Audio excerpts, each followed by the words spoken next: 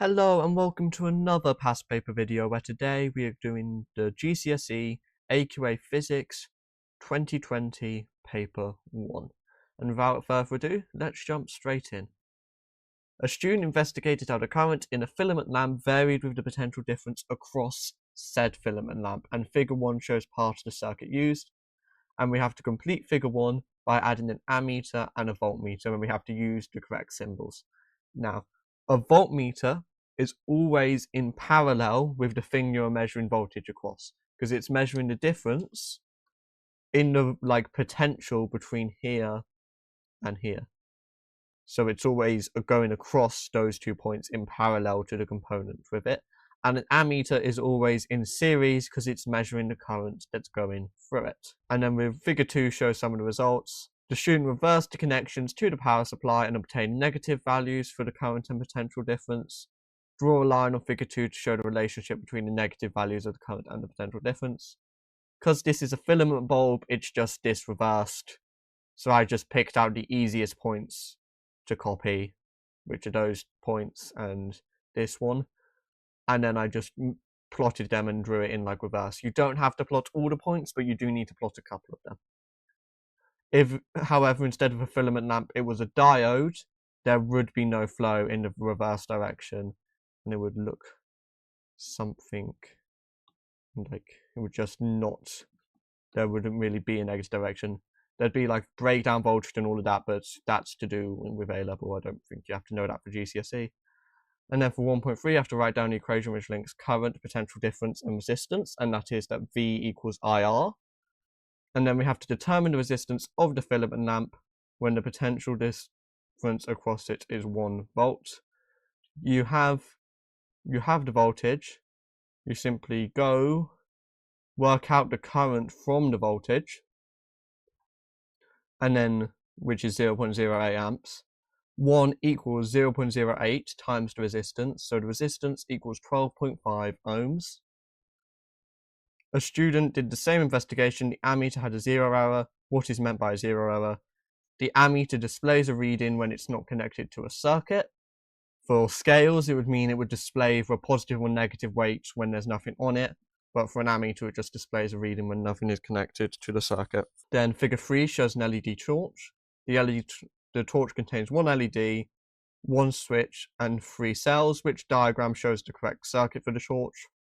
Well, this diagram, not all the cells are facing in the same direction. This diagram, the current is flowing against the diode, and as I said earlier on, diodes only allow current through in one direction. So it's this diagram because all the cells are facing in the correct same direction, and it's flowing in the same direction as the diode. And then we need to write down a formula which links charge flow, current, and time, and that is that charge flow equals current times time, and that's because charge is the rate of flow of current. No, current is the rate of flow of charge. And the torch worked for 14,400 seconds before the cells needed replacing. The current in the LED was 50 milliamps. Calculate the total charge flow through the cells, and then all you need to do is convert milliamps to amps by dividing by 1,000, multiply it by the amount of seconds to get 720. And that's quite easy for 3 marks. And then replace the cells we're putting the torch the wrong way around. Explain why the torch did not work. Well, as I said a couple times already, charge will not flow through a diode in the reverse direction because a diode has a very high resistance in the reverse direction. And then we have to write down the equation which links efficiency, total power output, and useful power input.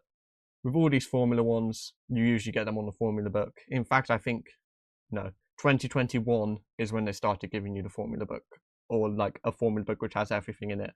But these questions still appear for some reason.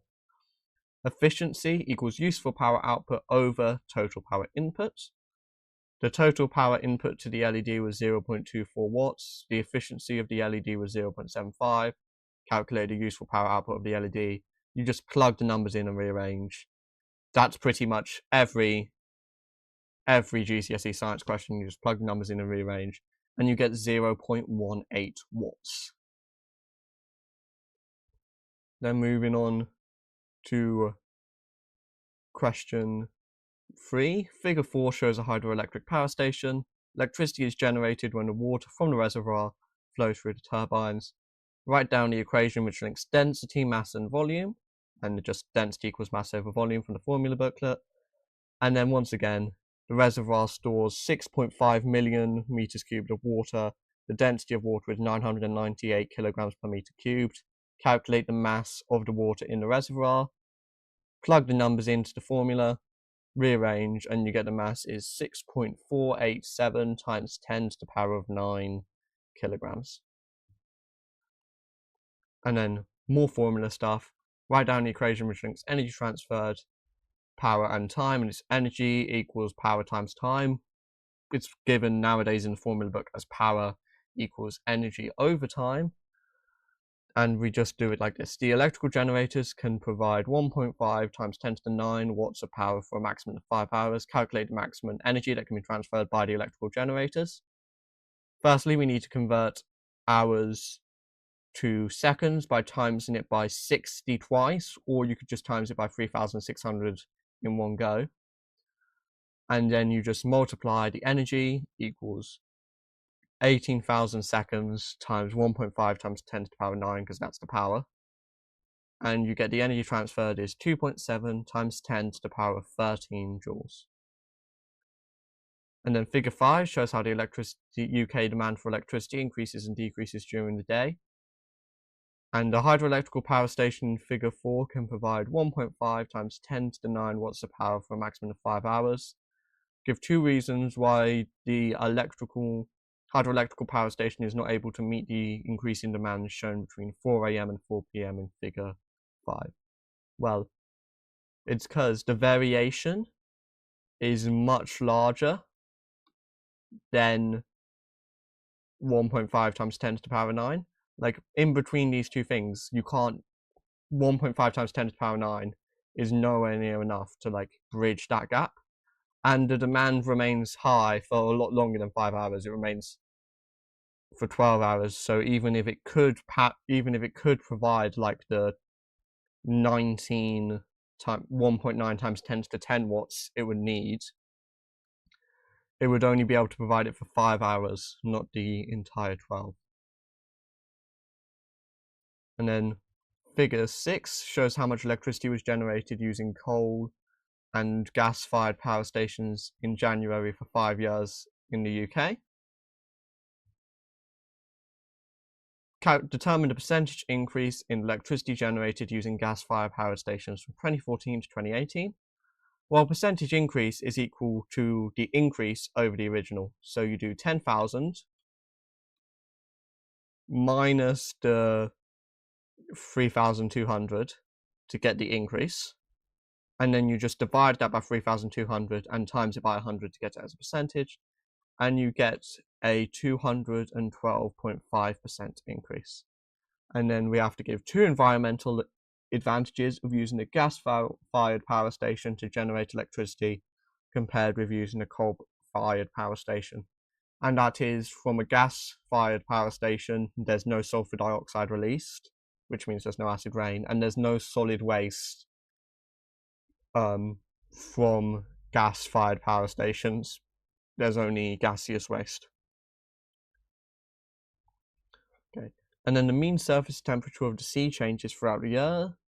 A change in the mean surface temperature from year to year indicates climate change. Figure 7 shows how the mean surface temperature changed between 1988 and 2016. A student does not believe that climate change is occurring. Explain how the data in figure 7 suggests the student is wrong.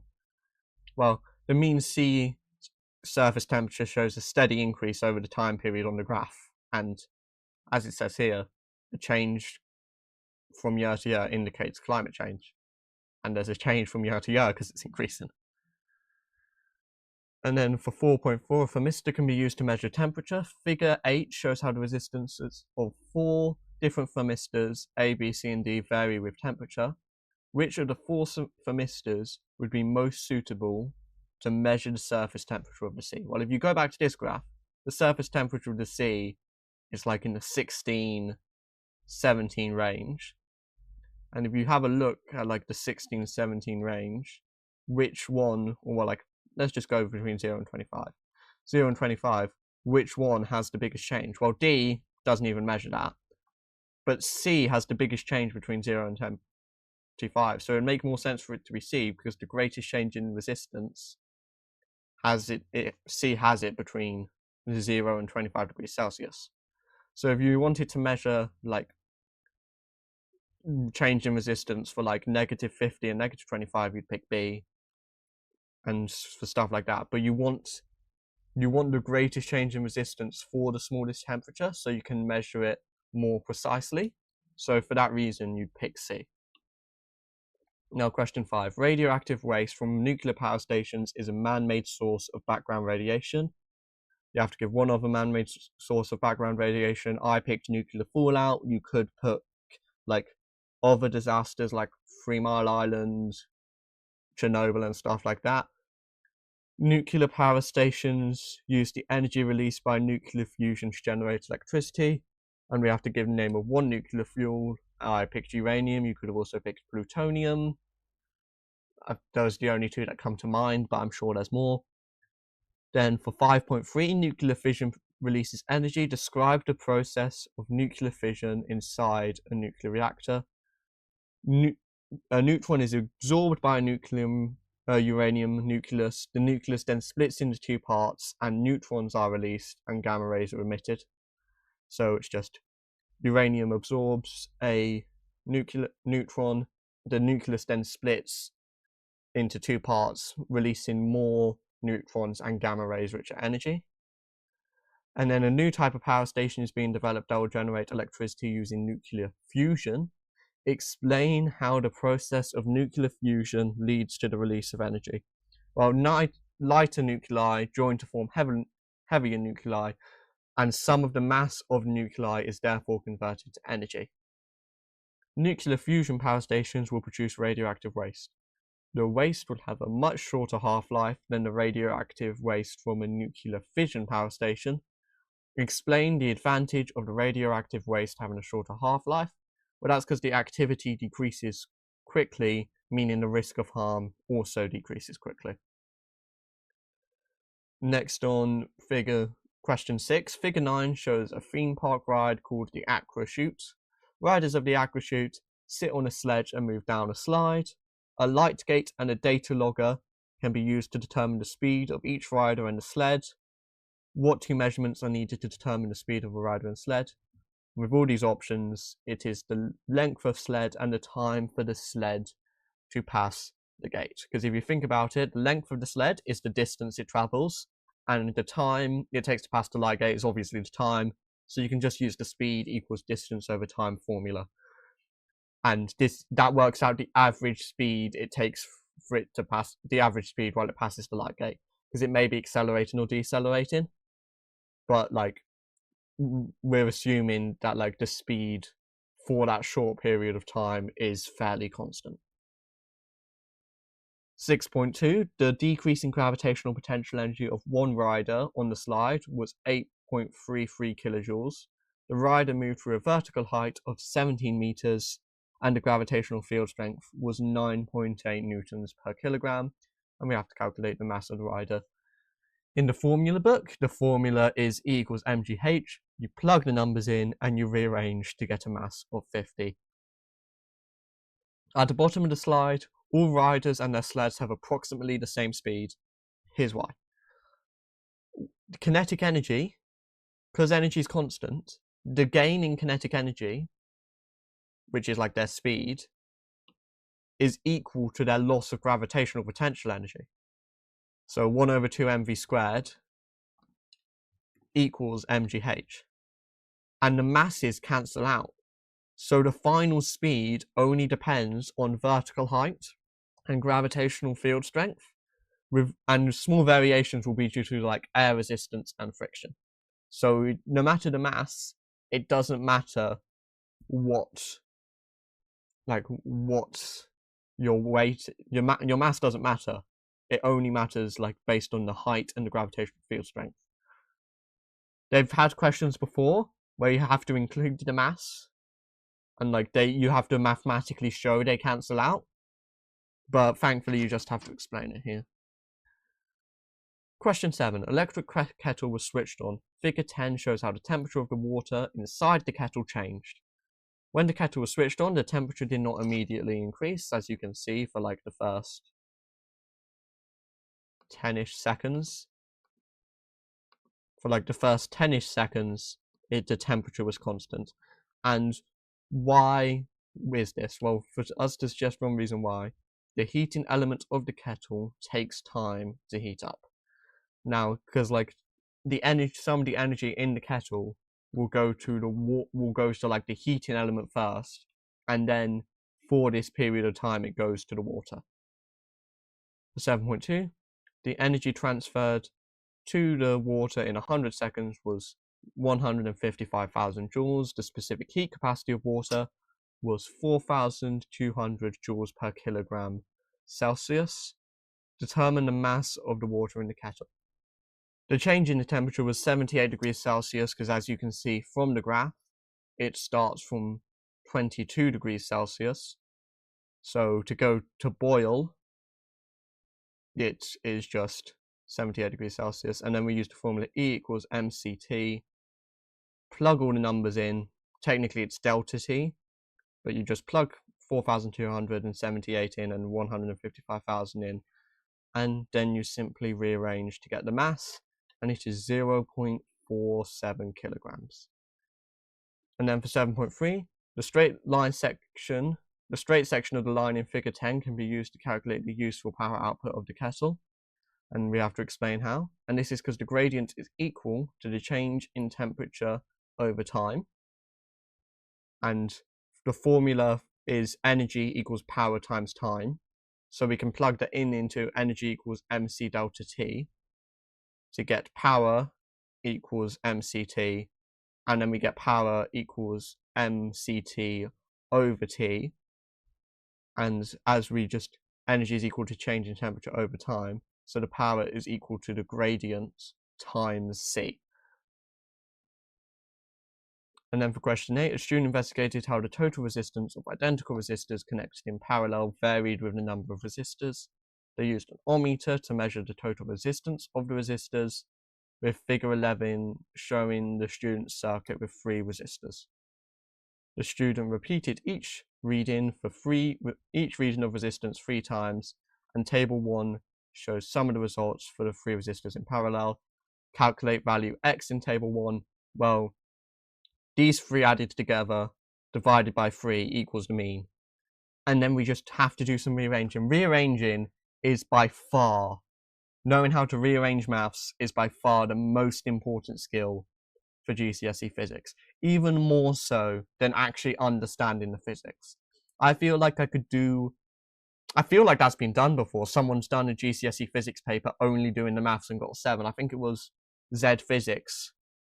In fact, I think they did A-level and still managed to pass just using the maths, which goes to show how important the maths is. Then for 8.2, the student thought that taking a 4th reading would improve the precision of the result. The 4th reading was 16.2 ohms. Explain why the student was wrong. Well, precise results means there's little variation. The 4th result was further away from the mean than the other averages, which means, in fact, it made it less precise. Perhaps it made it more accurate, because accuracy is how far away it is from the true results, but precision is how far away the results are from each other, so it doesn't make it more precise. Then figure 12 shows the results from the investigation. The student concluded that the number of resistors in parallel was inversely proportional to the mean total resistance. Explain why the student was correct. Well, from maths, more maths, you'll know that if things are inversely proportional, then let's say the mean total resistance would equal a constant over the number of resistors, which means that the mean total resistance times the number of resistors would equal a constant. And I've just taken the points and I've multiplied them. I've multiplied the mean total resistance by the number of resistors, and I always get 48. So, because n times r is constant, they are inversely proportional. And then for 8.4, we have to explain why adding resistors in parallel decreases the total resistance. Well, multiple paths for charge to flow, because there's more paths for charge to flow as total current is greater for the same potential difference. Because if you think about it, current splits and stays the same. So there's more current for the same potential difference. And then for question 9, figure 13 shows part of a mains electricity lightning circuit in a house with a neutral wire, the live wire, little switch, and a lamp. A fault in the switch caused a householder to receive a mild electric shock before a safety device switched the circuit off. The mean power transfer to the person was 5.75 watts. The potential difference across the person was 230 volts, which is just the mean potential difference. And we have to calculate the resistance of the person. And for this, we need to use two formulas. Use P equals IV, rearrange for I, because we have the power and the voltage, to get a current of 0.025 amps. And then we have to use V equals IR, where we just plug in, where we just have to plug in the voltage and the new current we just got to get a resistance of 9,200. Both these formulas are in the formula book. Theoretically, you could have rearranged to get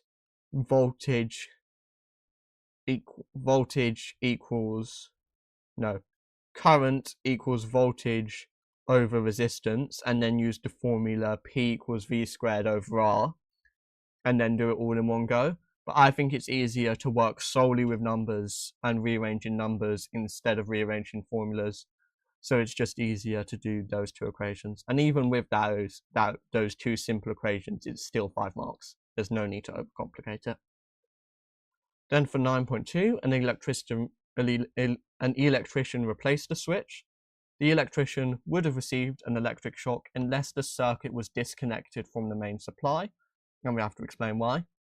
Well, that's because one wire in the switch is live and the electrician is earthed. So there'll be a large potential difference between the live wire and the electrician if the current touched the wire. So electricity would pass through him and he would receive an electric shock. The current from an electric shock causes a person's muscles to contract. The person cannot let go of the electrical circuit if the current is too high. Figure 14 shows how the maximum current at which a person can let go depends on the frequency of the electrical supply. The UK mains frequency is 50 Hz. Explain why it would be safer if the UK mains frequency was not 50 Hz. Well, 50 Hz has the lowest let go current, so a different frequency would allow people to let go at a greater current. So we're kind of like, the UK is the worst at this. We have chosen the most dangerous current, well, the most dangerous frequency for this particular issue. Then for question 10, figure 15 shows a balloon filled with helium gas. Which two statements describe the movement of gas particles in the balloon? Well, they move in random directions and they move with a range of speed. This is just something you have to remember about gas in a container. Comes up quite often and it's a fairly common question. Then for 10.2, the pressure of the helium in the balloon is 100,000 pascals. The volume of the balloon is 0.03 meters cubed. The balloon is compressed at a constant temperature, causing the volume to decrease to 0.025 meters cubed. No helium leaves the balloon and we have to calculate the new pressure. Well, the pressure times volume before is going to equal the pressure times volume afterwards. Although you may have this in the formula of pressure, you may have this in the term of pressure times volume equals a constant, but the constant, because they both equal the same constant, they just equal each other. So 100,000 times 0.03 equals 0.025 times the new pressure. So 3,000 divided by 0.025 equals the new pressure, which is 120,000 pascals. And then the temperature of the helium in the balloon was increased. The mass and volume of helium in the balloon remained constant, and then we have to explain why the pressure exerted by the helium inside the balloon would increase. And that's because the particles would have a higher mean kinetic energy. So there's an increased number of collisions with the walls of the balloon per second, which means greater forces are exerted in the collision between particles and balloons. And because the greater forces are exerted on the same area, it means there's greater pressure.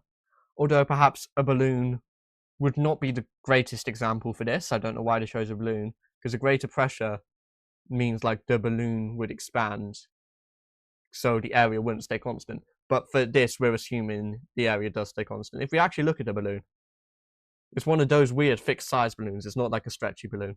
So you have to realize it's not a stretchy balloon for that question, which is a bit stupid.